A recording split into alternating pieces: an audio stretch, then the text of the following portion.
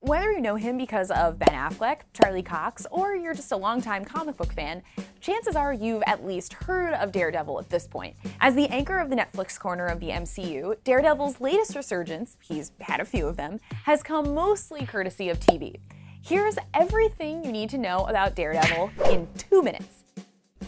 Debuting in 1964 in Daredevil #1 by Stan Lee and Bill Everett with a little help on design by Jack Kirby, Matt Murdock was a young boy when he pushed a blind man out of the way of traffic. Radioactive material splashed across Matt's face, blinding him but giving his other senses a superpowered boost. Murdock was unique as a hero not only in that he was blind using his super hearing as a radar sense to fight crime, but also he fought crime during the day as a lawyer alongside his pal Foggy Nelson. The character's popularity went up and down, and for about 4 years he was paired in a shared series with Black Widow, both as crime-fighting partners and lovers.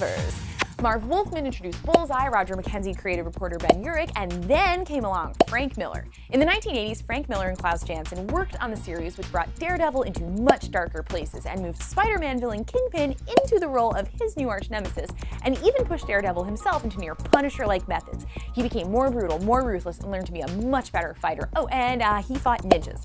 Lots of ninjas, and re-met Elektra. After Miller tore Murdock down, Danny O'Neill, also famous like Miller for his work with Batman, wrote the series for a while, redeeming the character over time. Miller and artist David Mazzucchelli came to the series for the storyline Daredevil Born Again, which made Karen Page a drug addict porn star and had the Kingpin find out Daredevil's identity. Writer Ann Nesenti closed out the 80s and brought Daredevil into the 90s, making Murdock and Page activists. After most of the 90s saw Daredevil shifting to the back burner, Kevin Smith, yes, that Kevin Smith, wrote a new series for him with artist and now Marvel CCO Joe Quesada. That series moved directly into David Mack's run and followed into a run by Brian Michael Bendis, an indie comic writer who had launched Ultimate Spider-Man for Marvel the year before coming onto the series. Since Bendis, a string of A-list creators have handled Matt Murdock's adventures. They've made him a possessed Kingpin of Hell's Kitchen, revealed his identity a few times, put him on the Avengers, moved him to San Francisco and then back, and now have him with a team of new, recognizable Defenders. Of course, you know Daredevil's 2 big live-action appearances, but he also appeared in a 1989 TV Incredible Hulk film, multiple animated series, and has been a playable character in more than 10 video games. Not bad for a blind boxer/ninja/lawyer.